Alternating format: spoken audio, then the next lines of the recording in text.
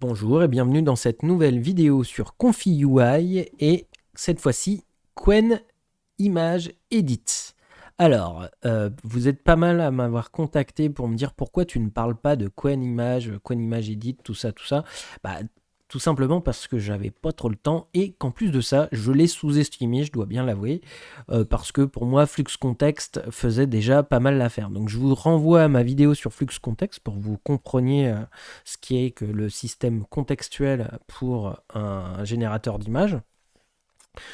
Pour vulgariser, Qwen Image Edit ou Flux Context, ça va être un nano banana. Mais là, j'ai fait une erreur parce que Qwen Image Edit éclate complètement Flux Context. Alors, on va remettre un peu de cadre et on va avancer. Je vais pouvoir vous expliquer tout ça. Donc, Qwen Image Edit, déjà, premièrement, c'est quoi? Un concurrent direct de Flux Context, c'est-à-dire un modèle open source. Son avantage aussi, c'est qu'au niveau des licences d'utilisation de mémoire, vous êtes libre de l'utiliser commercialement. Donc ça change tout par rapport à un flux contexte dev.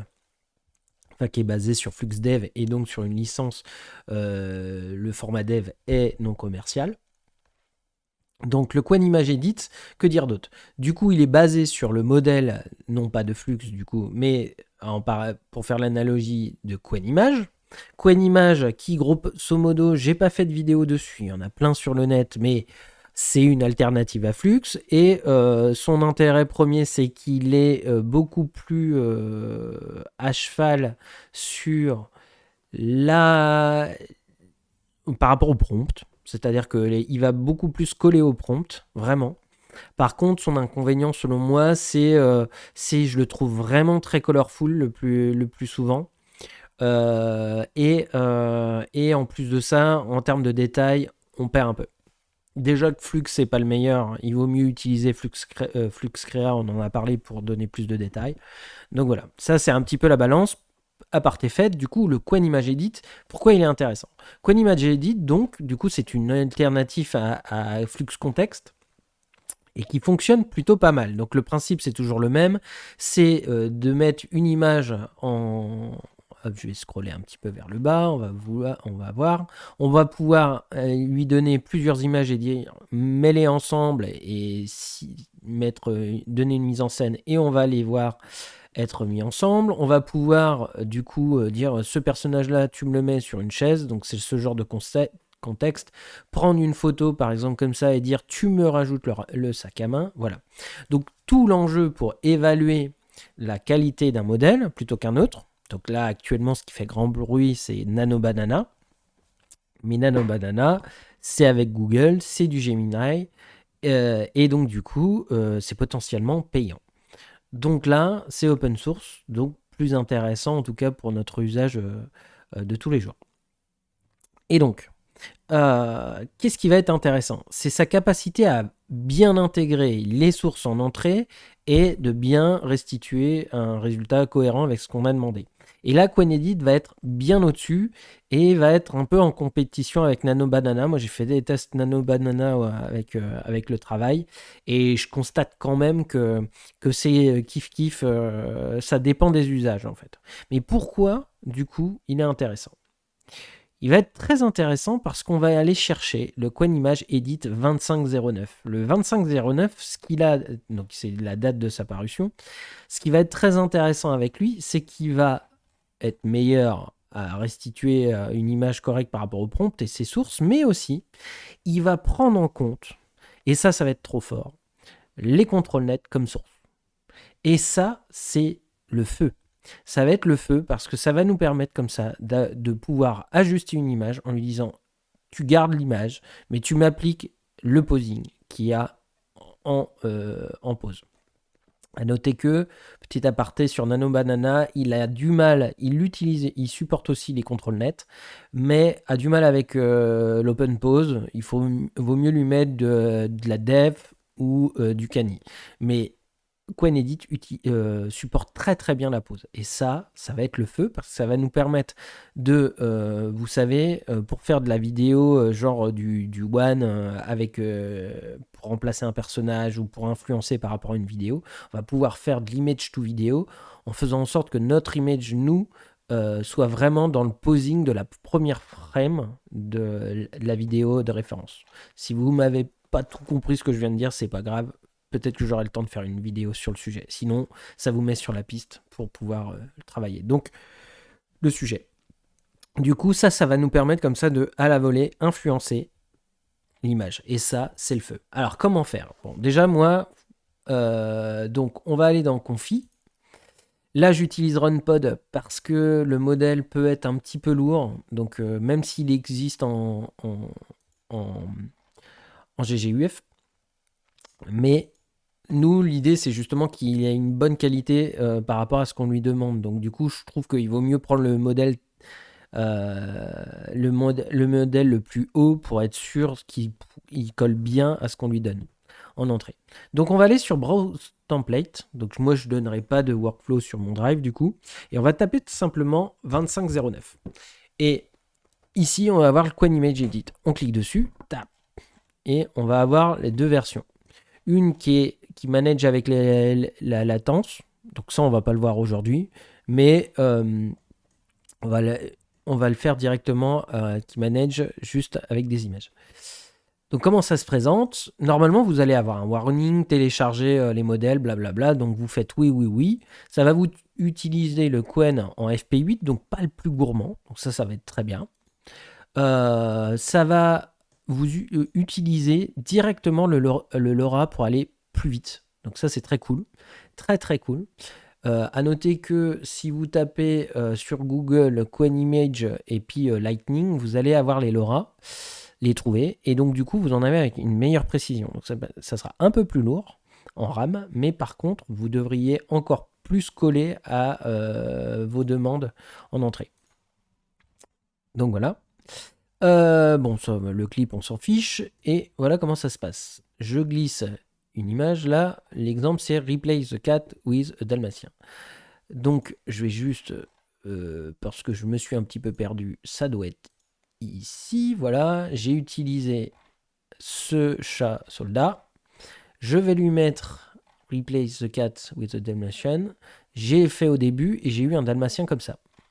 Et donc moi ce qui m'embêtait par rapport à ça, c'est qu'il perdait la casquette. Donc bien pensé, il y a juste à lui dire voilà, keep the hat, et donc du coup il va garder le casque, enfin le chapeau.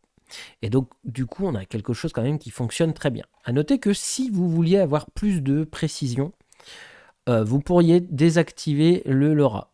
Personnellement, je vous préviens, c'est très long après. Et si vous le faites, c'est important de reswitcher les paramètres comme indiqué ici. Voilà, ça c'est dit. Que dire d'autre? Eh bien, vous avez déjà en désactivé 3 sources maximum d'input.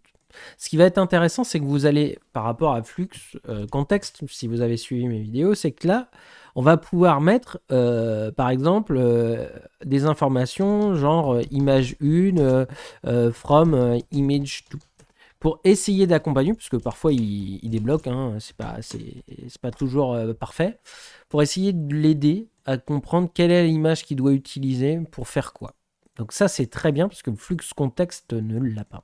Donc premier tips à savoir. Il y a un deuxième tips, c'est que moi j'ai essayé d'utiliser du storyboard pour essayer de générer une image par exemple. Vous pouvez utiliser un gribouillis, ce que vous voulez. Et il y a un paramètre que j'ai découvert qui va être très intéressant, c'est celui-là. On en parle rarement, mais le modèle sampling Aura Flow, par défaut il est à 3, ce qui est bien.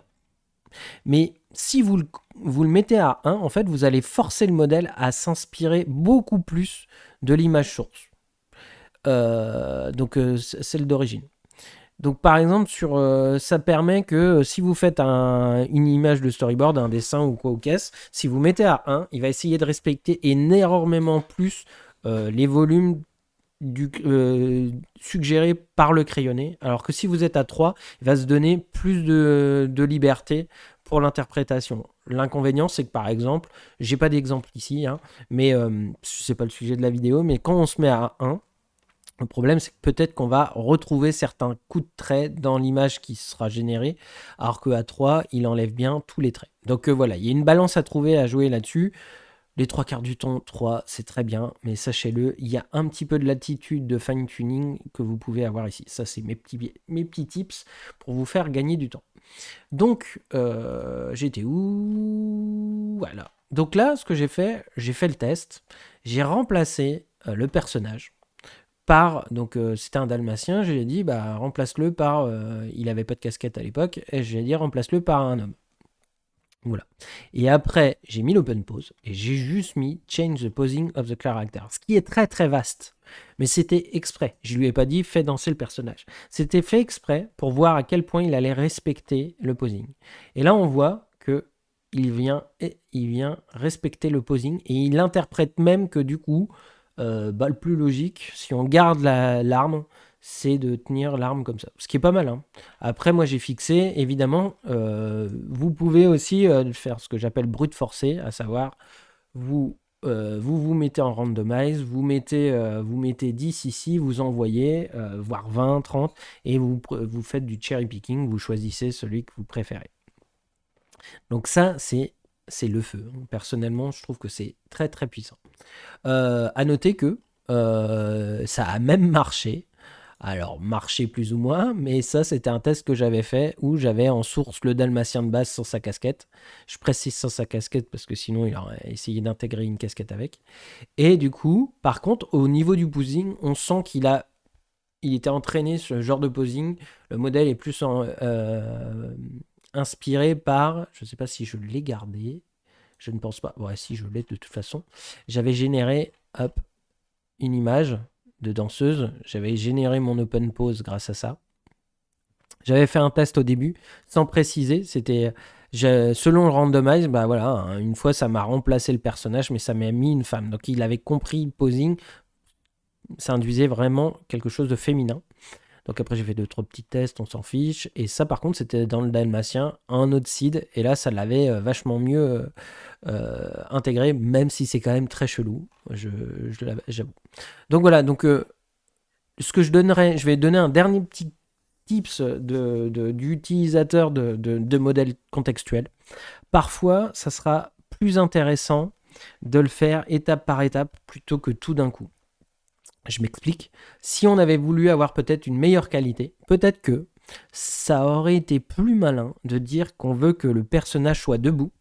Donc du coup, il l'aurait mis debout avec un maximum de cohérence. Et après, on aurait mis l'image du personnage debout et changer le posing. Donc c'est le genre d'étape. Une fois par exemple, j'avais un personnage qui conduisait dans un cockpit de vaisseau et je lui ai demandé, au début je lui ai dit je veux 2 autres personnages comme l'entrée d'eux, à gauche et à droite derrière le personnage central. Bon, bah là il s'est emmêlé les pinceaux. Finalement il m'a mis 2 fois le personnage, une fois à gauche, une fois à droite.